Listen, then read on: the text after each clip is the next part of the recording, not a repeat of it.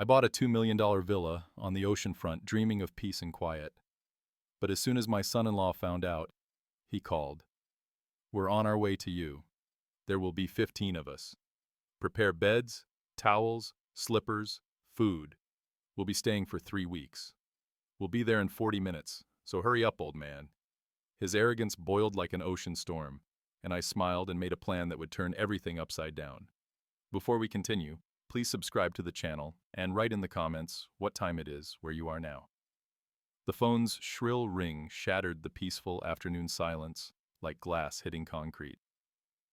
I set down the crystal wine glass I'd been unwrapping and reached for my cell, expecting perhaps a congratulatory call from an old colleague. Through the kitchen's floor-to-ceiling windows, the Pacific stretched endlessly blue, waves rolling against the private beach below my new villa. "Hello, old man. We're already on our way to you." Brian's voice hit my ear like a sledgehammer. No greeting, no pleasantries, pure undiluted entitlement. There'll be 15 of us, so prepare beds, towels, slippers, food, the whole deal. We'll stay for 3 weeks. We'll be there in 40 minutes, so hurry up. My hand tightened around the phone. 40 years of engineering work, careful savings, delayed gratification, all for this moment of peace in my dream home. Moving boxes still cluttered the marble countertops, packing papers scattered across surfaces I hadn't yet claimed as truly mine. "Brian, wait a minute. I haven't even fully moved in yet. The house isn't ready for—" "Listen, I don't care what you've got going on right now." His voice carried that familiar tone of casual dismissal, as if my concerns were mere background noise. "You've got money. That means you've got space. End of discussion." The ocean breeze through the open patio doors carried the scent of salt and freedom, but Brian's words poisoned the air. I gripped the granite countertop with my free hand, watching my knuckles whiten against the dark stone. "But Brian, this is my first week here. I still have boxes everywhere. No proper bedding set up for guests. Figure it out, old-timer. You're retired, right? What else do you have to do?" The sound of car engines revved in the background of his call. "Jessica's already packed the kids' stuff. Mike and Ashley are bringing their crew too. It'll be like one big family reunion." Family reunion. The words twisted in my chest like a rusted knife. After everything I'd done, everything I'd given, this was how he saw our relationship. A one-way street, paved with my generosity and his assumptions. I need time to prepare properly. Maybe next month. When next month? Brian's laugh was sharp, mocking. "We're already driving, Richard. Already committed. You wouldn't want to disappoint the kids, would you? Jessica's been telling them about Uncle Richard's fancy new beach house for weeks." "Uncle Richard?" "Not Grandpa Richard. Not even just Richard. Uncle, as if I were some distant relative obligated to provide entertainment for his convenience." The phone felt slippery in my sweating palm. "Brian, please be reasonable. 3 weeks is a long time, and with 15 people. Stop being so dramatic. Family helps family, remember? You taught me that." His voice carried a smugness that made my stomach turn. "Besides, what's the point of having all that money if you don't share it with the people who matter?" The people who matter? I closed my eyes, seeing Emily's face in my mind. My daughter, his deceased wife, the bridge between us that death had burned away 3 years ago. What would she think of this conversation?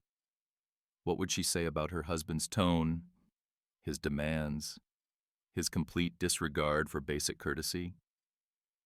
"Just have everything ready when we arrive. We're bringing beer, so make sure your fridge has space. Oh, and Jessica wants to use your master bedroom. It's got the best ocean view, right?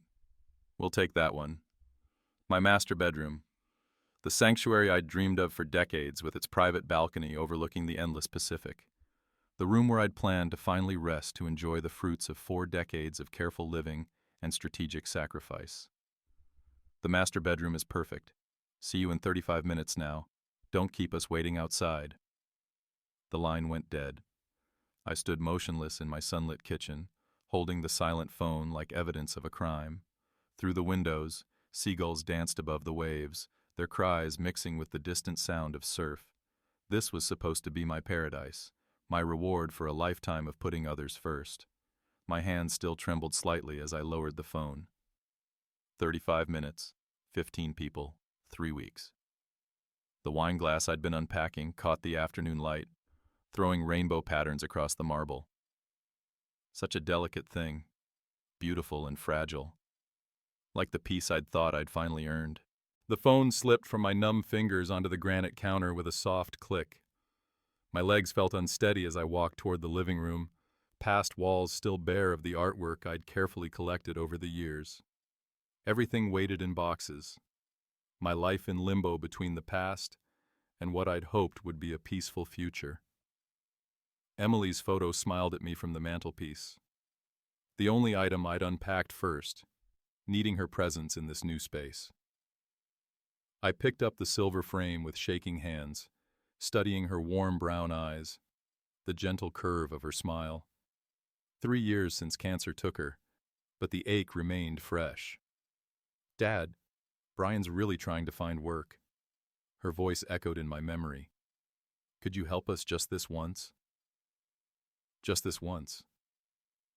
Those 3 words had become the soundtrack of my relationship with Brian Miller. I sank into the leather reading chair I'd positioned to face the ocean. Emily's photo cradled in my lap. The afternoon sun streamed through the windows, but my mind drifted to darker times. The first emergency had come 6 months after their wedding. Brian's startup company had folded, leaving him unemployed with mounting credit card debt. $18,000 I transferred from my retirement savings, watching my carefully planned financial timeline shift forward by 6 months. "You're so generous, Dad," Emily had whispered over dinner that night. "Brian appreciates everything, even if he doesn't always show it." But Brian never showed it. Not when I paid for his MBA program, $45,000 spread over 2 years. Not when I covered their mortgage down payment because his credit score couldn't secure a decent rate. $60,000 that time, money I'd earmarked for my own dream house fund. I ran my fingers through my gray hair, remembering the pattern that had emerged. Every few months, another crisis. Emily's medical bills during her cancer treatment had been legitimate. $85,000 I'd gladly given to fight for her life. But even then, Brian had somehow made it about himself, complaining about the stress affecting his job performance. The ocean waves crashed rhythmically below, but I heard instead the sound of Brian's voice during Emily's funeral reception. "At least now we won't have all these medical bills hanging over us." My stomach had turned that day, watching him network with mourers while I stood beside my daughter's casket. Even grief, it seemed, was just another opportunity for Brian to focus on his own convenience. After Emily died, I'd expected the requests to stop. Surely Brian would find his footing, build his own stability. Instead, they intensified. Car repairs when his warranty expired, property taxes he'd forgotten to budget for, Jessica's engagement ring upgrade because she deserved something special. I kept a mental tally, though I tried not to. $327,000 over 6 years, enough to buy a decent house in most American cities, enough to secure a comfortable retirement without the financial anxiety that still woke me at 3 a.m., despite my careful planning. Standing slowly, I placed Emily's photo back on the mantelpiece and walked to my study. The ocean view from this room had sold me on the house, endless blue stretching to the horizon, promising peace and space to think. Instead, my reflection stared back from the window. An older man who'd spent 40 years building other people's dreams, while his own gathered dust. The worst part wasn't the money. Money could be earned again, saved again, managed more carefully. The worst part was the gradual erosion of respect, the slow transformation from generous father-in-law to expected ATM. Brian's tone had shifted over the years from grateful to entitled, from requesting to demanding. Today's call crystallized everything. No discussion of my circumstances, my needs, my plans, just assumption and demands wrapped in the thin veneer of family obligation. 15 people descending on my sanctuary like locusts, consuming what I'd spent decades building. My hands drummed against the windowsill as anger built in my chest. A slow-burning heat I'd suppressed for too long. Emily had always asked me to be patient with Brian, to remember that people show love differently. But Emily was gone, and Brian's version of love looked suspiciously like exploitation. The sound of car engines in the distance pulled me from my thoughts. Faint, but growing louder, multiple vehicles approaching up the winding coastal road that led to my villa. My 35 minutes of peace had evaporated faster than morning fog. I checked my watch. 3:15 p.m. Brian had made good time. Through the study window, I could see dust clouds rising from the private road that connected my property to the main highway. 4 vehicles, maybe 5, moving in convoy formation like an invasion force approaching a conquered territory. My jaw clenched as I watched them approach. This wasn't a family visit. This was a siege. Car doors slammed in rapid succession, the sounds echoing off the villa's stone fat like gunshots. I moved from the study window to the front entrance, watching through the sidelights as 4 vehicles discouraged their passengers into my circular driveway. Brian's black SUV led the convoy, followed by 2 sedans and a pickup truck loaded with coolers, beach equipment, and enough luggage for a month-long expedition. 15 people. Brian hadn't been exaggerating. The front door felt solid beneath my palm as I gripped the handle, steadying myself for what was coming.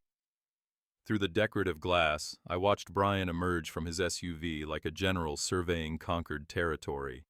Designer sunglasses despite the afternoon shadows, that cocky stride I'd grown to despise over the years. Jessica tumbled out of the passenger side, blonde hair whipping in the ocean breeze, immediately pulling out her phone to record everything. "Oh my gosh, you guys. Look at this place."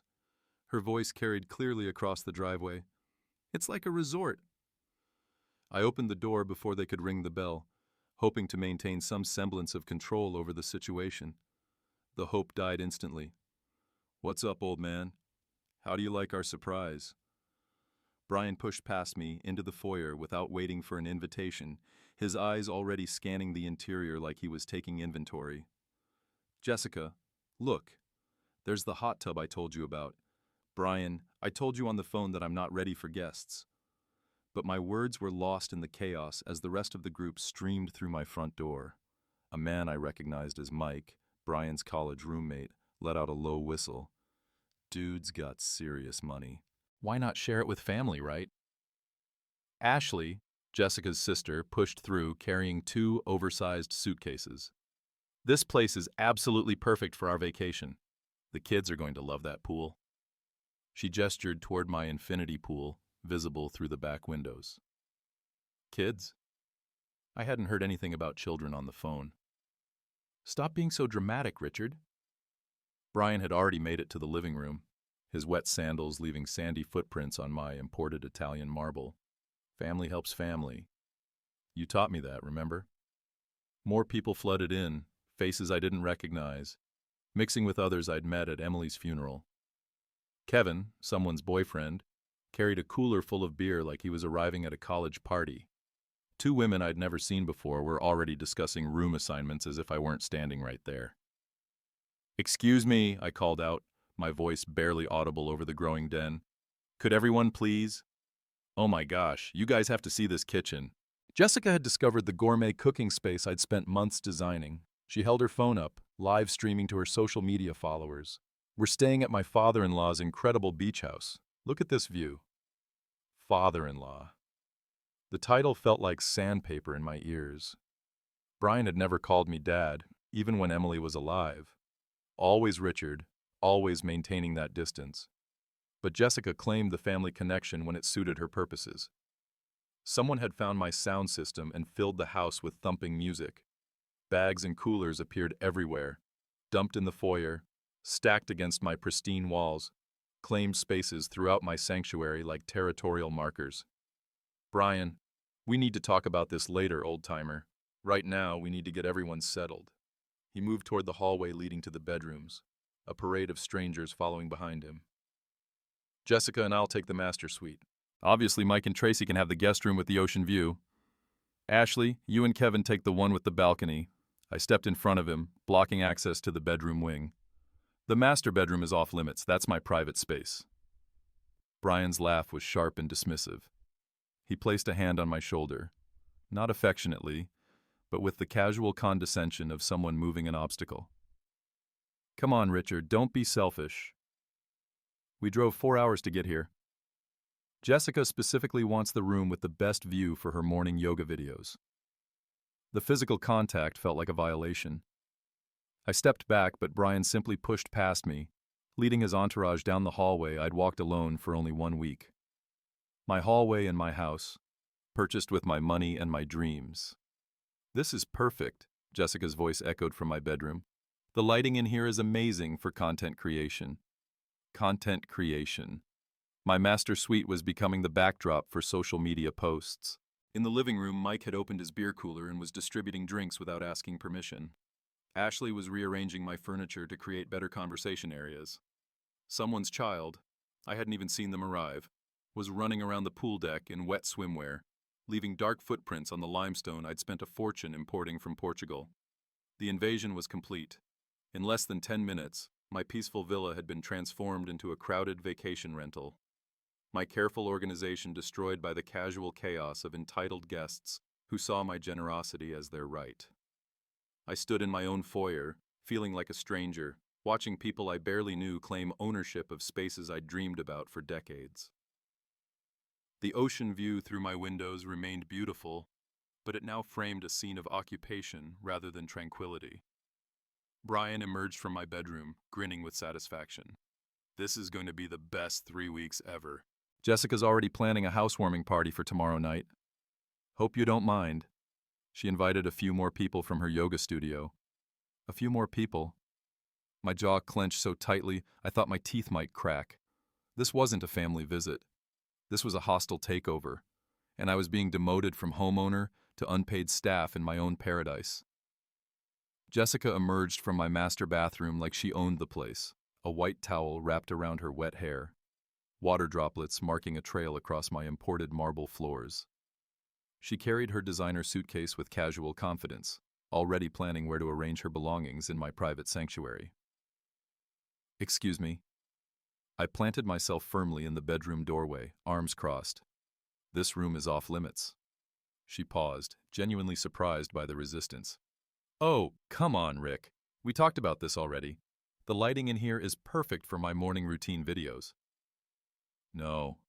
The word came out harder than I'd intended. Everyone needs to leave now. Jessica's blue eyes widened with practiced innocence. She shifted her suitcase to one hand and placed the other on her hip, a pose I recognized from her social media photos. Rick, honey, we're family. Why are you being so hostile? Behind her, Brian appeared in the hallway, drawn by the unexpected confrontation. His expression darkened when he saw me blocking access to what he'd already claimed as his territory. Richard, move aside. We've been driving for hours. This is my house. I stood my ground, my voice gaining strength with each word. I want all of you to leave immediately. Brian's laugh was sharp and dismissive. Your house? Really? Did you forget everything you owe our family? He stepped closer, invading my personal space with calculated intimidation. Did you forget who the real victim is here? The real victim. After $300,000, after 6 years of constant financial bleeding, after giving him my daughter's inheritance and my own retirement security, I was somehow the debtor in his twisted accounting. I don't owe you anything. My hands shook, but not with fear, with suppressed rage that had been building for years. This conversation is over. Jessica tried to squeeze past me with her suitcase, assuming my resistance was merely theatrical. I shifted to block her path completely, and she stumbled backward with a gasp of genuine shock. Rick, that's so rude. The commotion drew others from throughout the house. Mike appeared with a beer in his hand, Kevin close behind, carrying beach towels like trophies. Ashley emerged from the guest bathroom, her makeup half applied. Someone turned down the music and suddenly the entire group was watching our standoff. Dude, what's your problem? Mike's voice carried the casual arrogance of someone accustomed to getting his way. We're not hurting anything. You're trespassing. I looked around at their faces, seeing entitled confusion where there should have been embarrassment. All of you. Brian placed his hand on my shoulder with patronizing familiarity. Emily would be ashamed of how selfish you've become, old man. That contact, unwanted, presumptuous, designed to diminish me, triggered something fundamental. I jerked away from his touch with enough force to make him stumble backward. "Don't you dare touch me." My voice carried a tone I'd never used before, one that made several people step back involuntarily. "And don't you ever use my daughter's name to justify your greed." Jessica's lower lip began to tremble in a performance I'd seen countless times when she wanted something expensive. "Daddy Rick, we just wanted to spend time with you. We thought you'd be happy to share your beautiful house with family." Daddy Rick, the nickname made my skin crawl. This woman who'd married my daughter's widower hour, who'd moved into the apartment I'd helped furnish, who'd worn Emily's jewelry to their wedding. She thought endearments would erase the audacity of her invasion. Happy? I looked around at the chaos they'd created in 30 minutes. You want me to be happy about strangers claiming my bedroom, ransacking my kitchen, treating my home like your personal resort? "We're not strangers," Ashley protested, though I couldn't remember meeting her before today. "We're Brian's friends. That makes us practically family." Practically family. The phrase that apparently granted unlimited access to my life, my resources, my peace. Brian sensed the mood shifting and tried to regain control. "Look, Richard, I understand you're overwhelmed. Moving is stressful, but we're here now. We've made arrangements, and turning us away would create serious problems for everyone." The threat was subtle, but unmistakable. Serious problems? For whom? For his friends, who'd driven 4 hours expecting a free vacation? For Jessica, who'd promised her social media followers exclusive content from a luxury villa? For Brian, who'd painted himself as the generous family member providing his friends with access to his wealthy father-in-law's property? "The only problem," I said, my voice steady, despite the adrenaline coursing through my system, "is 15 people who think they can occupy someone else's home without permission." Without permission? Brian's mask of reasonableness finally slipped. "After everything this family has been through, after everything you've put us through with your demands and expectations, everything I'd put them through, 6 years of writing checks, covering emergencies, enabling their lifestyle, and somehow I was the one making demands." Kevin stepped forward, his beer-scented confidence filling the hallway. "Look, Pops, maybe you should just chill out. We'll clean up after ourselves." "No harm, no foul, Pops." Another casual diminishment from a stranger drinking my beer in my hallway. The group was closing ranks now, their body language shifting from apologetic to defensive. 15 against 1 in my own home. They'd spent their entire drive here, assuming I'd capitulate, planning their 3-week vacation around my expected surrender. Brian moved closer again, his voice dropping to the tone he'd always used when delivering ultimatums. "Think carefully about your next move, Richard. Some decisions can't be undone. Some relationships can't be repaired once they're broken." There it was, the naked threat wrapped in concern for family harmony. Cross us and lose us forever. As if their presence in my life was a gift rather than a burden I'd carried for too long. I looked around at their faces, entitled, expectant, already calculating how to spin this story to make me the villain. In their minds, I was the unreasonable rich relative who'd forgotten his place in their hierarchy of need. But standing there in my own hallway, defending my own bedroom door, I finally understood something crucial. Some relationships were already broken. Some had never been real in the first place. The question wasn't whether I could afford to lose them. The question was whether I could afford to keep them.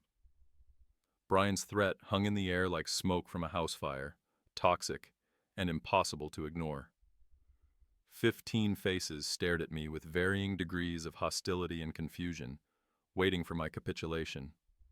They'd driven 4 hours expecting compliance, not confrontation. "You're right about one thing," I said, stepping back from the bedroom doorway. "Some decisions can't be undone."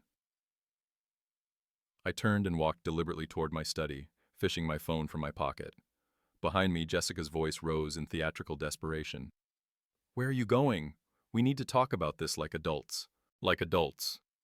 From a woman who'd spent the last hour photographing herself in my bathroom for social media content. Finally coming to his senses, I heard Brian mutter to Mike, probably calling his lawyer to change his will or something equally dramatic. The study door felt solid and reassuring as I closed it behind me, turning the lock with a satisfying click. This room was my sanctuary. Floor-to-ceiling bookshelves, my engineering texts, the massive oak desk where I'd planned my retirement finances. Through the window, the Pacific stretched endlessly, indifferent to human drama. I dialed 911. 911. What's your emergency? The operator's professional calm steadied my nerves. I need police assistance. There are people in my home who refuse to leave when asked. Sir, are you in immediate physical danger? Outside the study door, I could hear urgent whispers and the sound of footsteps. They were gathering, planning their next approach. Not yet, but they're refusing to leave my property after being told multiple times. Can you verify that this is your legal residence, sir? Yes, I'm the homeowner purchased last month. I can provide documentation. The title papers sat in my desk drawer, official proof of ownership that felt suddenly precious. Heavy knocking erupted on the study door. Richard? Brian's voice carried forced joviality. Come on out. Let's discuss this reasonably. Sir, how many individuals are involved? The operator's questions followed standard protocol, each one reinforcing that I had legal standing here. 15 people. They arrived without invitation about an hour ago and are refusing to leave despite multiple requests. The knocking intensified. Jessica's voice joined Brian's higher-pitched and artificially sweet. Daddy Rick, please don't do anything crazy. We can work this out. Officers are being dispatched to your location. Can you remain in a secure area until they arrive? Yes, I am in my study with the door locked. The relief in my voice surprised me. After an hour of feeling outnumbered and dismissed, someone was finally treating my concerns as legitimate. Estimated arrival time is 15 to 20 minutes. Stay on the line if you feel unsafe. Through the door, I could hear the group's whispered conference growing agitated. Someone, Ashley, I thought, suggested they should just leave before this gets crazy. But Brian's voice cut through the uncertainty with his usual arrogance. He's bluffing. Richard doesn't have the backbone for this. He'll come out in 5 minutes and apologize. The backbone. After 40 years of engineering work, after building a career that provided for everyone around me, after sacrificing my own dreams repeatedly for others' comfort, he questioned my backbone. Thank you, officer. The police are on their way. I ended the call and sat back in my leather chair, feeling calmer than I had all day. The pounding on the door escalated from knocking to serious hammering. Open this door right now. Brian's mask of civility had finally dropped completely. This is family business, not a police matter. But it wasn't family business. Family doesn't invade. Family doesn't ignore clear boundaries. Family doesn't threaten consequences when their exploitation is challenged. Richard, please. Jessica's voice cracked with what might have been genuine emotion. How can you do this to us? We trusted you. They trusted me to provide unlimited access to my resources, to absorb their problems without complaint, to remain grateful for the privilege of being used. Mike's voice joined the chorus outside. Dude, this is insane. We're just trying to have a vacation. A vacation at my expense in my home without my consent. The casual entitlement in his voice crystallized everything wrong with this situation. Through the study window, I watched seagulls wheel over the waves, free and unconstrained. For 40 years, I'd been the provider, the problem solver, the reliable source of solutions for everyone else's crisis. When had I become the villain for wanting peace in my own home?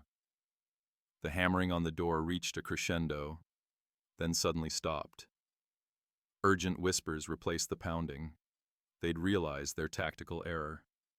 Making threats and demands while I called police wasn't enhancing their position. Richard. Brian's voice had shifted to wounded innocence. We just want to understand what's wrong. Why are you so angry with us?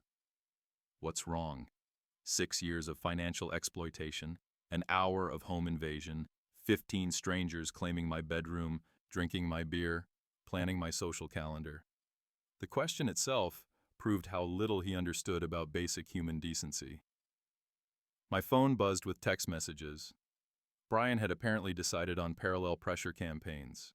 Emily would want us to be together as a family. You're destroying relationships that can never be rebuilt. Think about what you're doing to innocent people who just wanted to spend time with you. Innocent people. I deleted the messages without reading the rest. Footsteps moved away from the door as the group retreated to plan their next move. Through the thin walls, I could hear heated arguments. Some wanted to leave immediately. Others insisted on standing their ground. Jessica was crying again, but this time it sounded less theatrical. 15 minutes. The police would arrive in 15 minutes, and this nightmare would end. I'd spent decades avoiding confrontation, smoothing over problems, writing checks to make difficulties disappear. Today, for the first time, I'd called for backup instead of capitulating. The sensation was both terrifying and liberating. Outside, car engines started. Some of the group was cutting their losses, unwilling to face police questioning about their vacation plans, but heavier footsteps remained in the hallway. Brian and his core supporters weren't retreating. The sound of sirens in the distance made my heart race with anticipation rather than fear. Help was coming. The sirens grew louder, cutting through the afternoon air like Judgment Day approaching. Outside my study door, the urgent whispers turned to panic-stricken strategy sessions. Footsteps scattered in multiple directions as reality finally penetrated their bubble of entitlement. Everyone, just stay calm. Brian's voice carried forced authority, but I could hear the strain underneath. Let me handle this. It's just a misunderstanding. A misunderstanding. 15 uninvited guests refusing to leave someone's home wasn't a misunderstanding. It was trespassing. But Brian's entire worldview required casting himself as the reasonable party in every conflict. The doorbell rang with official authority, not the casual finger tap of social visitors, but the sustained professional pressure of law enforcement. Through my study walls, I heard the scramble of people trying to appear casual, cleaning up beer bottles and hiding evidence of their invasion. I unlocked my study door and emerged to find the group arranged in the living room like they were hosting an intervention. Brian had positioned himself near the front door, preparing to control the narrative. Jessica sat on my sofa with red-rimmed eyes, clutching tissues like props in her performance. Good evening, officers. Brian opened the door with practice charm. I'm afraid there's been a family misunderstanding. My father-in-law seems to be having some kind of episode. An episode. Of course, I was the problem, not the 15 people who'd invaded my home. 2 officers entered, a senior man with gray temples, who introduced himself as Officer Johnson, and a younger woman, Officer Martinez. Their presence immediately shifted the room's dynamic. Suddenly, Brian's swagger seemed forced. Jessica's tears looked theatrical, and the group's casual appropriation of my space felt obviously wrong. Sir, are you the homeowner who called about trespassing? Officer Johnson addressed me directly, his tone professional, but sympathetic. Yes, I'm Richard Clark. This is my property. I pulled the deed from my study, hands steady despite the adrenaline. These people arrived without invitation and refused to leave. Officer Martinez scanned the room, taking in the scattered luggage, empty beer bottles, and general chaos. How many individuals are we talking about? 15 when they arrived. Some may have left when they heard the sirens. Brian stepped forward with his most reasonable expression. Officers, this is clearly a family dispute. Richard's been under stress since moving, and I think he's just overwhelmed by having visitors. Sir, family relationship doesn't override property rights, Officer Johnson replied, examining my deed. The homeowner has the legal authority to determine who stays on his property. The simple statement hit the room like a physical blow. For the first time all day, someone in authority had confirmed what I'd been saying. This was my house and my decision. Jessica looked genuinely shocked. But we're family. Doesn't that mean anything? Officer Martinez's expression remained neutral. Ma'am, family status doesn't grant automatic access to someone else's property without permission. Permission? Brian's voice rose despite his attempt to stay controlled. He's been planning this villa as a family gathering place for months. We just assumed. You assumed wrong. Officer Johnson cut him off. Mr. Clark, do you want these individuals removed from your property? The question hung in the air like a sword waiting to fall. 15 faces stared at me, some angry, some pleading, all finally understanding that their assumptions had been legally meaningless. Yes, I said clearly. I want them all to leave immediately. The words felt like lifting a weight I'd carried for years. No explanation, no justification, no apology for setting basic boundaries in my own home. Officer Martinez addressed the group. You have 15 minutes to gather your belongings and vacate the premises. Anyone who remains after that will be arrested for trespassing. The scramble began immediately. Mike and Kevin moved fastest, grabbing their beer cooler and mumbling apologies as they headed for the door. Ashley shot accusatory looks at Brian while stuffing clothes into her suitcase. Several people I barely recognized simply fled without saying goodbye. This is ridiculous, Brian protested as he watched his authority collapse. We drove 4 hours. We made arrangements. You made arrangements without consulting the property owner? Officer Johnson replied. That's not a legal reservation, sir. Jessica was gathering her belongings from my master bedroom, her movements sharp with anger. Richard, you're going to regret this decision for the rest of your life. But I felt no regret, only relief. Watching strangers remove their possessions from my private spaces felt like reclaiming stolen territory. Brian made one final attempt at manipulation as he packed his SUV. Emily would be ashamed of what you become, old man. Selfish and bitter. Officer Johnson stepped between us. Sir, you need to leave now. Any further contact with Mr. Clark could be considered harassment. The last car pulled out of my driveway as the sun touched the horizon, painting my villa in golden light. Officer Martinez completed her paperwork while Officer Johnson explained the documentation process. You'll have a formal report number for your records. If they return without permission, call us immediately. Today's incident establishes a clear pattern of trespassing. After the officers left, I stood alone in my foyer, surrounded by blessed silence. The chaos was gone. Scattered beer bottles, sandy footprints, the sound of entitled voices claiming my spaces. My phone buzzed with angry text messages, but I turned it off without reading them. For the first time in 6 years, I'd said no without apologizing. I'd called for help instead of suffering in silence. I'd chosen my own peace over their convenience. The ocean waves crashed rhythmically outside my windows, washing the beach clean with each cycle. Tomorrow would bring new challenges. Angry phone calls, social media campaigns, family members choosing sides. But tonight, my home was mine again. And that felt like the beginning of something that looked remarkably like freedom. The deadbolt clicked with finality as I watched the last police car disappear down the coastal road, its taillights fading into the gathering dusk. The incident report crinkled in my grip. Official documentation that I'd been right, that my home was mine to control. Yet standing in my empty foyer, I felt strangely hollow instead of triumphant. Silence pressed against my eardrums after hours of chaos. No arguing voices, no footsteps on my marble floors, no music bleeding from rooms I'd never authorized anyone to occupy. Just the distant crash of waves and the gentle hum of my air conditioning system. Sounds I dreamed of enjoying in peace. I walked through my villa like a crime scene investigator, cataloging the evidence of invasion. Beer cans clustered on my granite countertops. Wet towel prints darkened my hardwood floors, and furniture sat askew where strangers had rearranged my careful design. In the guest bathroom, Jessica's makeup still stained my marble vanity. Foundation smears like territorial markings. The master bedroom felt violated in ways beyond the physical. Someone had moved Emily's photo from my nightstand, knocked over during their claiming of my private space. I picked up the silver frame, studying my daughter's gentle face through cracked glass. Be kind to Brian, Dad.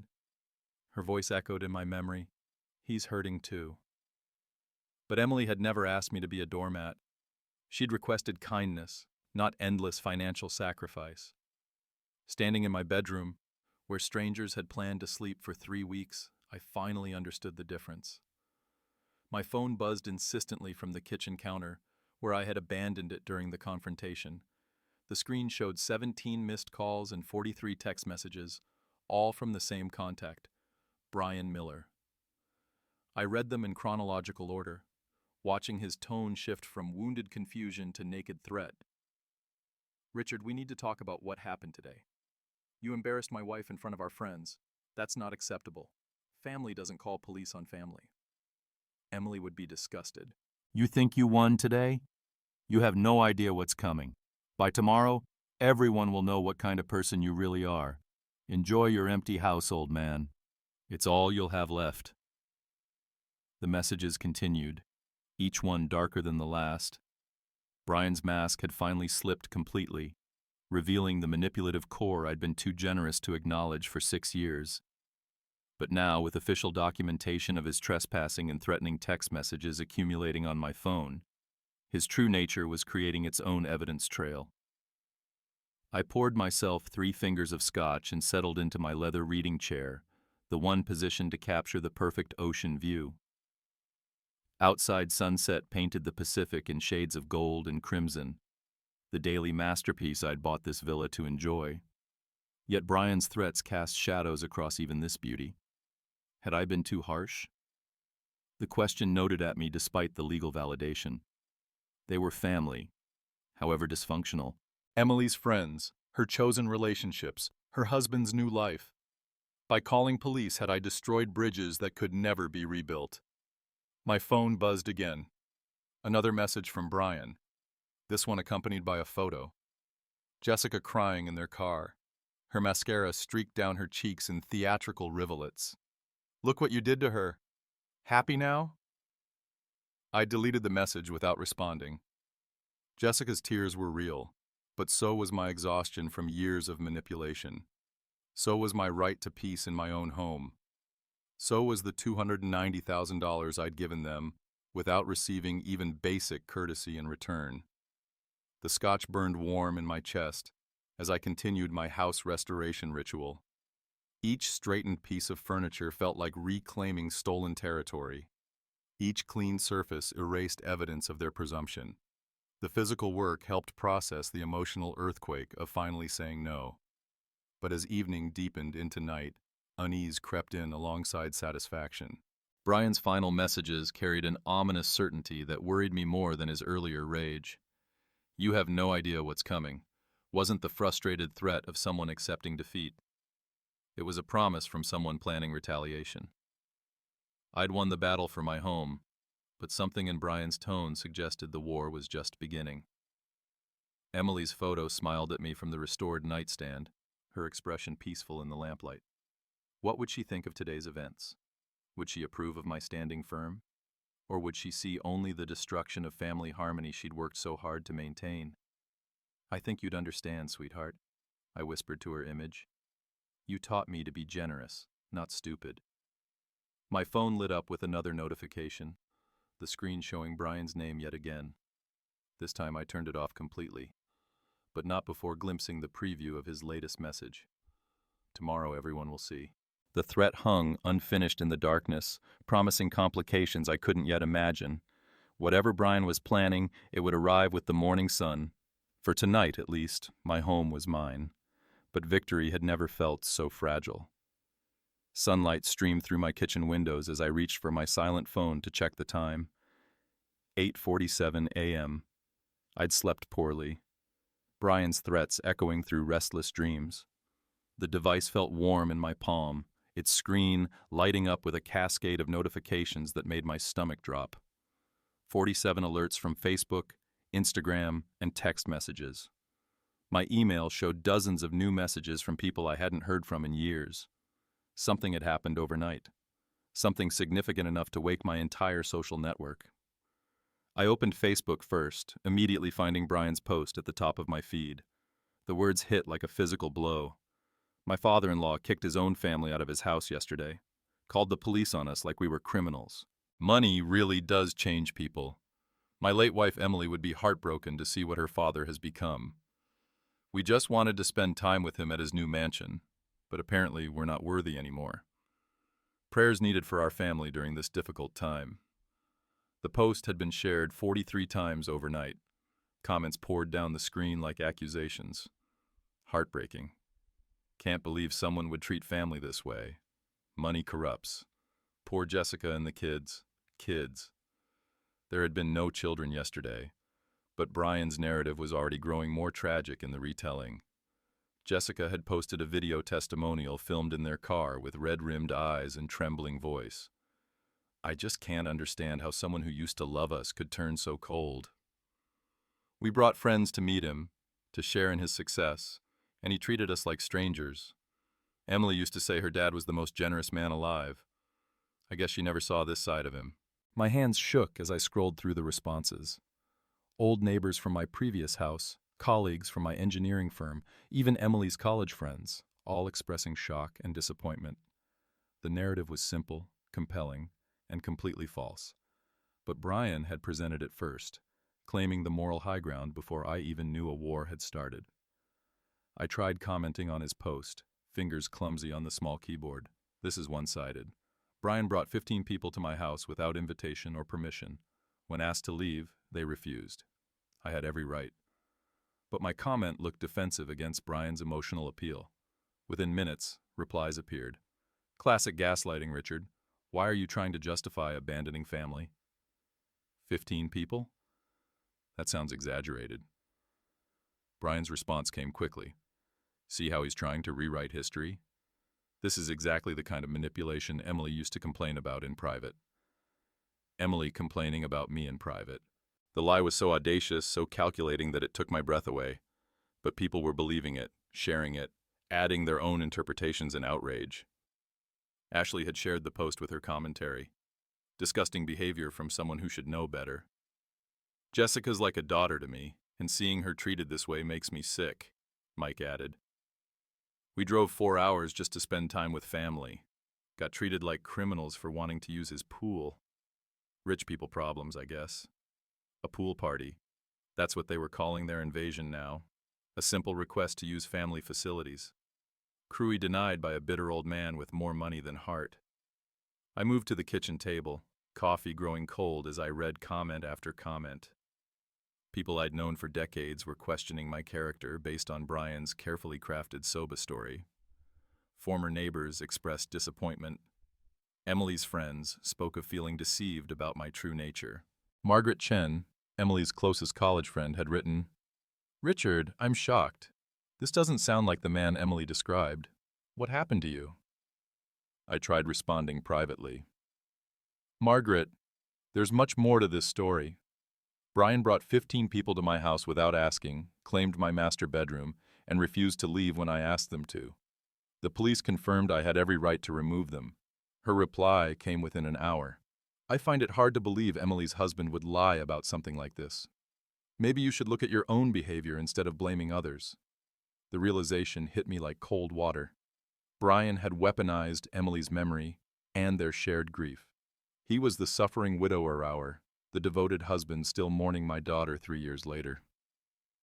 I was the wealthy father-in-law who'd abandoned him in his time of need, choosing money over family bonds. Every attempt to defend myself made me look worse. Social media rewarded emotional authenticity over factual accuracy, and Brian's tearful narrative was perfectly calibrated for viral sympathy. My dry explanations about property rights and legal documentation sounded petty against his heartbroken father-in-law. Story. By noon, the post had been shared 87 times. Local news pages were picking it up as a human interest story about family dysfunction in wealthy communities. Comment threads spawned their own comment threads, each one amplifying Brian's version while dismissing my attempts at clarification. I closed the laptop in frustrated defeat and stared at my study wall lined with engineering certificates and achievement awards. 40 years of professional recognition, community service, charitable giving. None of it mattered against one manipulative Facebook post crafted to trigger a maximum emotional response. My college diploma hung in its place of honor, the engineering degree that had taught me systematic problem-solving and evidence-based analysis. Social media wasn't about truth or evidence. It was about narrative control and emotional manipulation. Skills I'd never needed to develop and weapons I'd never learned to wield. But engineering had taught me something valuable. Every problem had a solution if you approached it systematically. Brian might have won the first round with superior social media strategy, but this war would ultimately be decided by facts, documentation, and legal reality. I needed to stop playing defense on his chosen battlefield and start building my own case with the tools I understood: evidence, documentation, and professional expertise. The question was whether I could assemble a defense faster than his lies could spread. I turned away from the computer screen and faced my wall of professional achievements. Engineering degrees, project awards, 40 years of systematic problem-solving represented in frames and certificates. Brian might understand social media manipulation, but I understood something more fundamental: how to break complex problems into manageable components and solve them methodically. This was just another engineering challenge. Brian had created a structural weakness in his narrative by building it on lies. My job was to find that weakness and exploit it with evidence. I opened my filing cabinet with deliberate precision, retrieving the folder labeled Family Financial Assistance, a habit from my engineering days of documenting everything. Inside, bank statements, canceled checks, and transfer receipts told the real story in black and white numbers. Spreading the documents across my desk chronologically, I began calculating MBA tuition payments, $45,000 over 2 years. Wedding expenses, $30,000 in a single month. House down payment, $60,000 when Brian's credit couldn't secure decent terms. Emily's medical bills during her cancer treatment, $85,000 in documented payments to hospitals and specialists, car payments, credit card bailouts, emergency loans that never got repaid. The total reached $290,000 in 6 years of systematic financial support. Not gifts given freely among equals, but an escalating pattern of demands backed by family guilt and Emily's illness. Every payment had a date, amount, and bank record. Brian had forgotten he was dealing with an engineer who documented everything for tax and estate planning purposes. His emotional Facebook narrative would crumble against this mountain of financial evidence. I picked up my phone and dialed Howard Brennan, my estate attorney since Emily's death. We'd worked together on my will, trust arrangements, and property purchases, a professional relationship built on mutual respect and careful documentation. Howard, it's Richard Clark. I need advice about family financial gifts that have become complicated. Richard, good to hear from you. What kind of complications are we talking about? My son-in-law has been posting false information about me on social media claiming I abandoned the family, but I have documentation showing nearly $300,000 in financial support over 6 years. No loan agreements, no repayment schedules. I treated them as gifts. Now I'm wondering about legal options. Howard's pause was thoughtful. The distinction between gifts and loans can be legally significant, Richard. Without written agreements, debt recovery is difficult. But there are options. Detrimental reliance, unjust enrichment, several theories we could explore. Do you have comprehensive documentation? Bank records for everything, dates, amounts, purposes. I can show the pattern of increasing demands and his lifestyle beyond any legitimate income source. Excellent. This kind of systematic exploitation might fall under elder financial abuse statutes, especially given the pattern and amounts involved. Let's meet Monday morning. Bring everything you have. I scheduled the appointment and returned to my document analysis, creating a detailed spreadsheet that revealed the true scope of Brian's financial dependence. His social media posts complained about money problems, while my bank records showed steady payments supporting his lifestyle. The contradiction was damning. Opening Brian's Facebook page, I began screenshotting his financial complaints and requests for help dating back years. Posts about needing money for car repairs while I was paying his insurance. Complaints about expensive medical bills, while my accounts showed direct payments to his doctors. A pattern of public poverty claims contradicted by private financial support. Jessica's Instagram revealed even more damaging evidence. Photos of expensive vacations, designer clothes, restaurant meals at high-end establishments, all funded by money I'd provided while they portrayed themselves as struggling family members deserving sympathy. By afternoon, I had assembled a comprehensive file documenting 6 years of financial manipulation, timeline of payments, Screenshots of contradictory social media posts, analysis of lifestyle expenses versus declared income, evidence of systematic deception spanning years, not just yesterday's incident. Brian's Facebook narrative portrayed me as a wealthy miser abandoning poor relatives. My documentation showed the opposite. A generous father-in-law, systematically exploited by manipulative in-laws who'd received nearly $300,000 while portraying themselves as victims. The irony was perfect. Brian's strength, his ability to manipulate public perception, had created his weakness. Every social media post claiming poverty was now evidence of deception. Every photograph of expensive purchases was proof of fraudulent financial need. I organized the final stack of documents into a comprehensive file folder, labeling it B. Miller Financial Recovery in my precise engineer's handwriting. This would be my opening move. Not defensive social media responses, but offensive legal action backed by systematic documentation. Placing the folder in my briefcase for Monday's legal consultation, I glanced at Emily's photo on my desk. Her gentle smile seemed approving, as if she understood that protecting myself wasn't betraying her memory. It was honoring the systematic, careful approach to life she'd always admired in me. "I think you'd approve of this approach, sweetheart," I said quietly. "No emotional manipulation, just facts and evidence." My phone rang with an unknown number, probably another reporter wanting to discuss the family feud that was apparently becoming local news. But I had work to do, documentation to complete, legal strategies to develop. Brian had chosen the wrong opponent. He'd picked a fight with someone who solved problems for a living, who documented everything, who understood that sustainable victories required solid foundations rather than emotional manipulation. This wasn't about revenge. This was about justice, self-P protection, and ensuring that systematic exploitation couldn't continue hiding behind claims of family loyalty. The game had changed, and I was finally playing to win. Sunday morning dawned clear and purposeful. I sat at my study desk like a general, preparing for decisive battle. The comprehensive folder labeled B. Miller Financial Recovery spread before me in organized precision. Coffee steamed beside Emily's photo as I reviewed 6 years of systematic documentation, bank statements, transfer records, screenshots of Brian's contradictory social media posts, claiming poverty while living off my generosity. At 8:30 a.m., I drove to Howard Brennan's downtown office, my briefcase heavy with evidence. The attorney had agreed to an emergency Sunday consultation after I'd explained the urgency.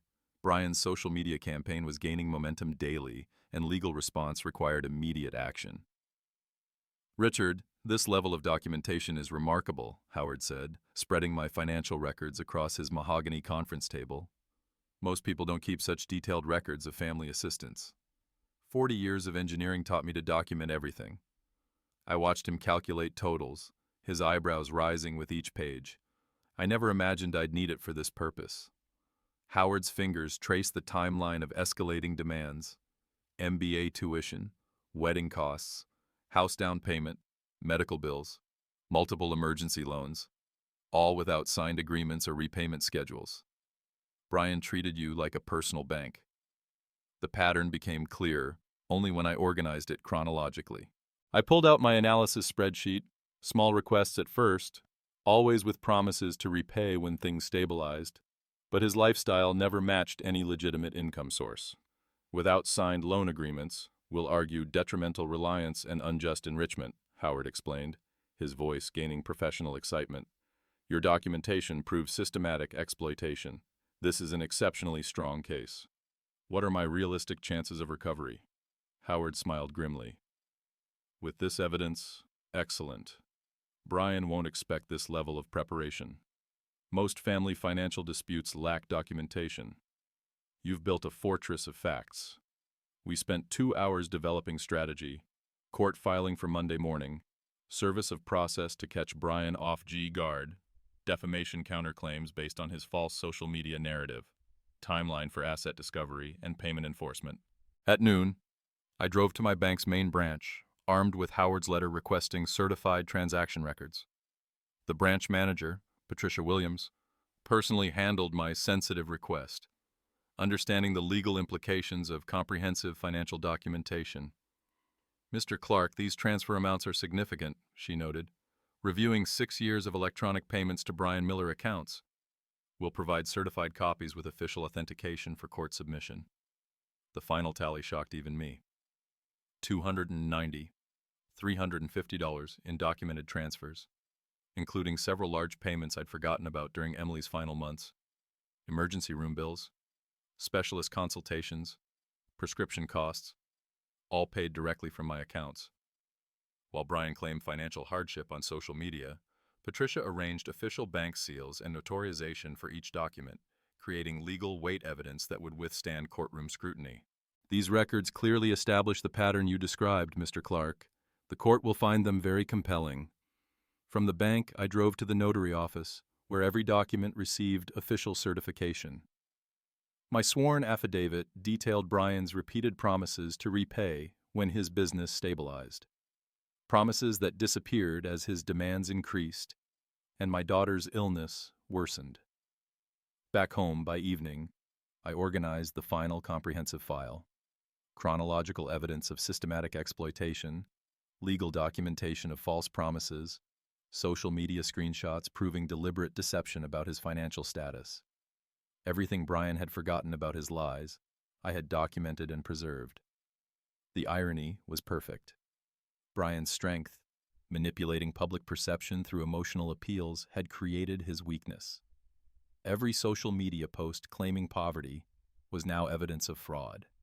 Every photograph of expensive purchases contradicted his claims of financial need. I placed the completed legal file in my briefcase, setting my phone alarm for early courthouse arrival. This wasn't about revenge or anger anymore. This was about justice, accountability, and protecting myself from future exploitation through proper legal channels. Looking at Emily's photo on my desk, I spoke quietly to her gentle smile. "Tomorrow, I fight back properly, sweetheart, the way you taught me, with integrity and preparation." My phone buzzed with another hostile message from Brian. "Still waiting for your apology, old man. Family doesn't treat family this way." But Brian had no idea what was coming. While he'd been playing social media games, I'd been building an unassailable legal fortress. Engineering had taught me that sustainable victories required solid foundations, careful planning, and methodical execution.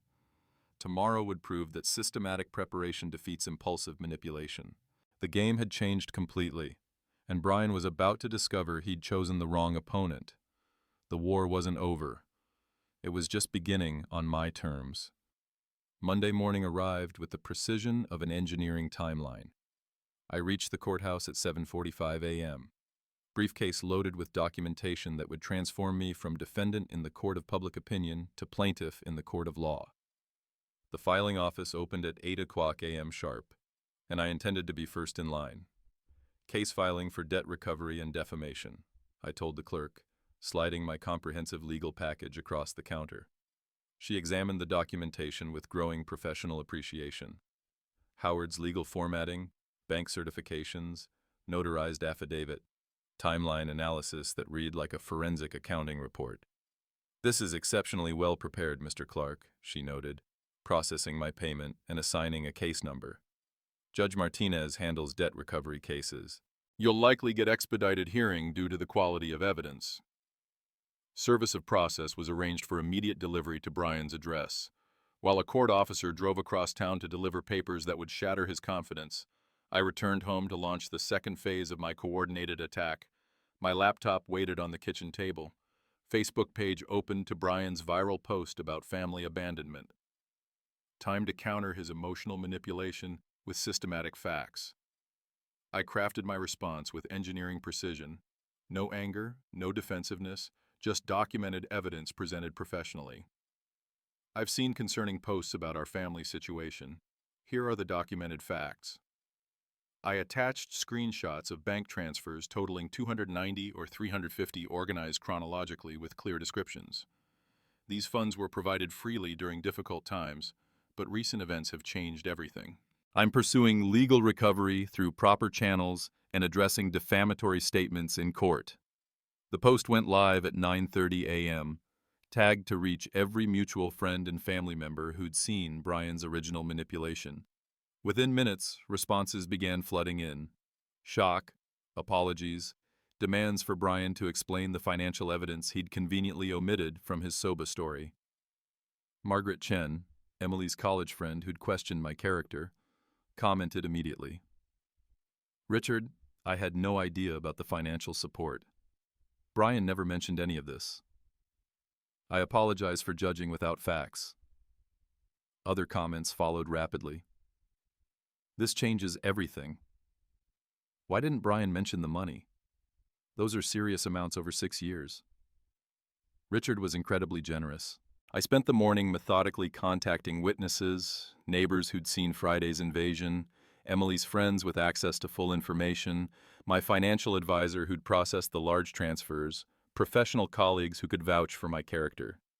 Each conversation built another pillar supporting my factual narrative. At 11:15 a.m., my phone rang.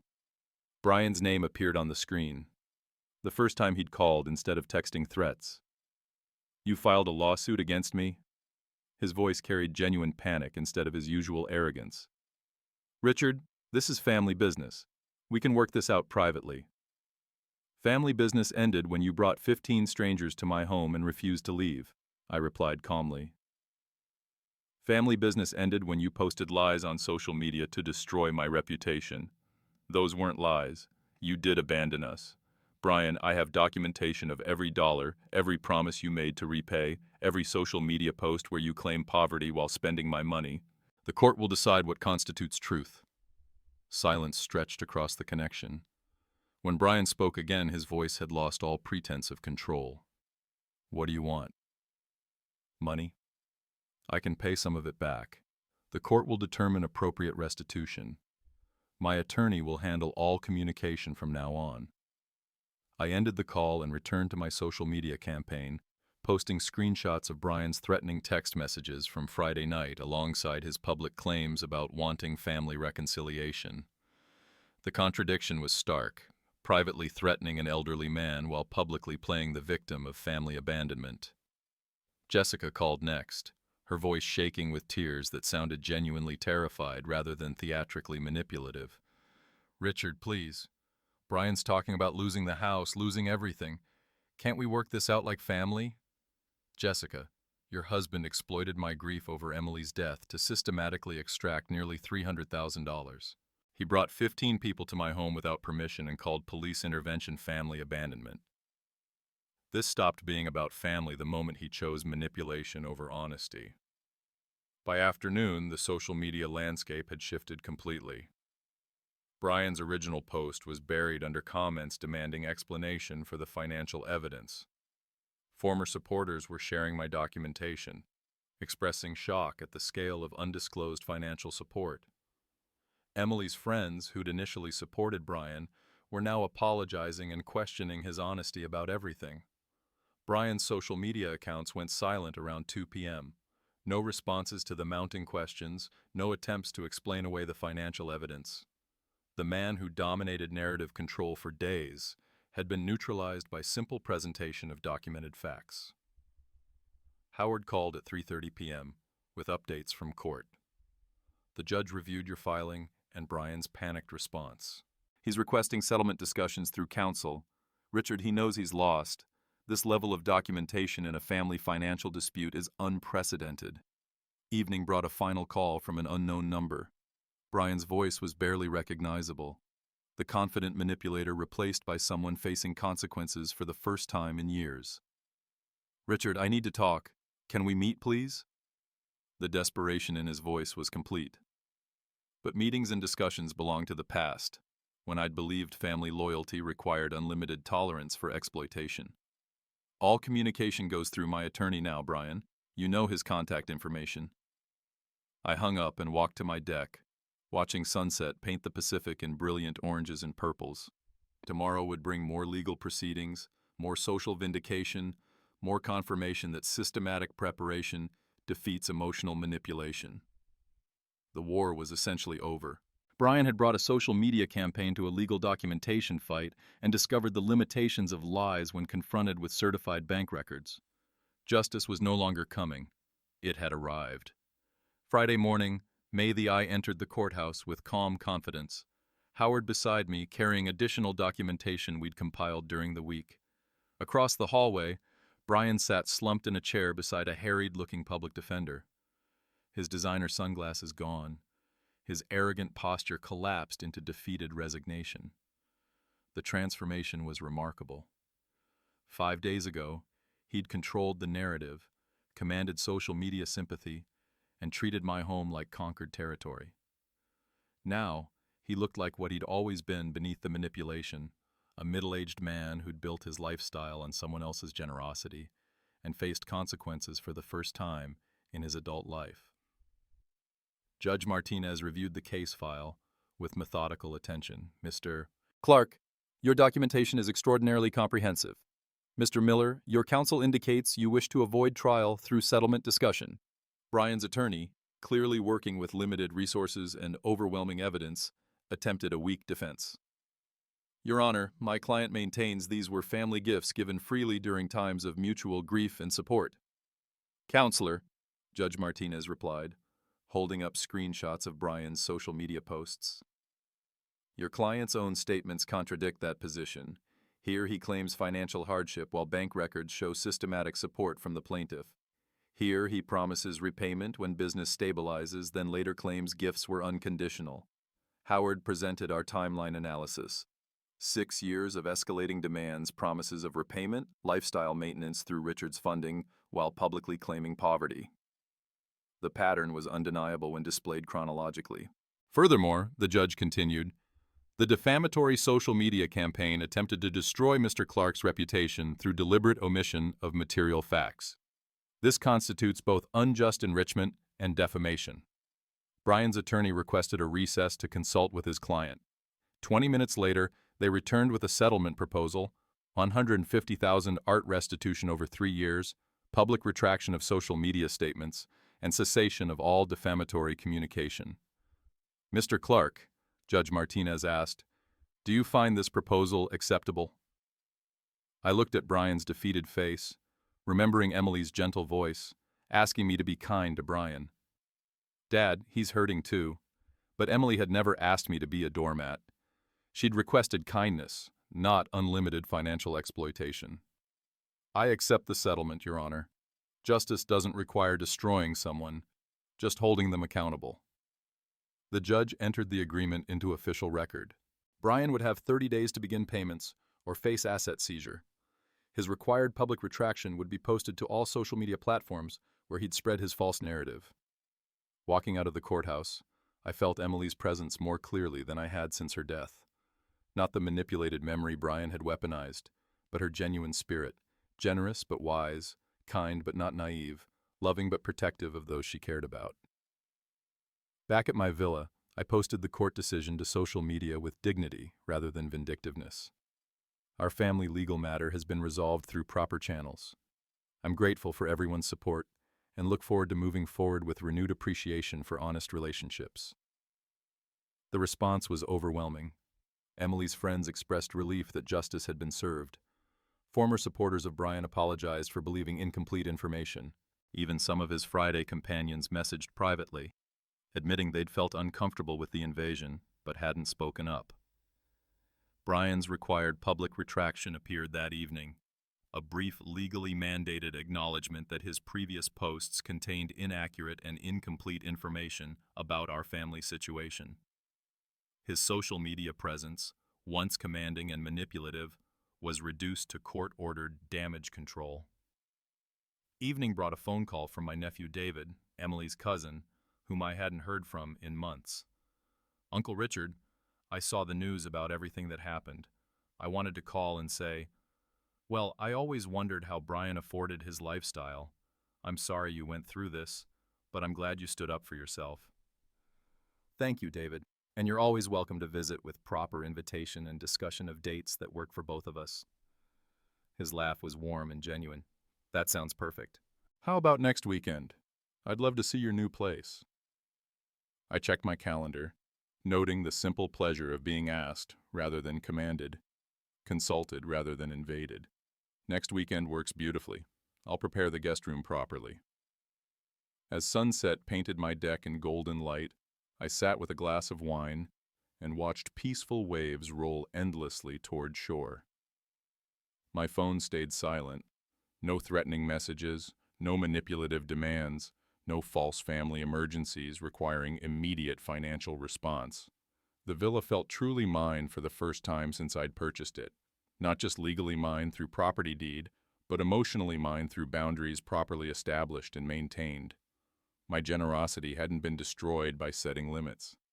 It had been refined, focused toward relationships built on mutual respect rather than exploitation. Emily's photo smiled from the side table, and I raised my wine glass toward her gentle image. I think you'd approve, sweetheart. I learned the difference between being generous and being taken advantage of. The ocean waves washed the beach clean with each cycle, carrying away debris and leaving fresh sand for tomorrow's possibilities. 6 years of systematic exploitation had ended, not through anger or revenge, but through systematic preparation, legal process, and the simple recognition that kindness requires wisdom. Brian would make his payments, rebuild his life through honest work, and hopefully learn that relationships require reciprocity rather than manipulation.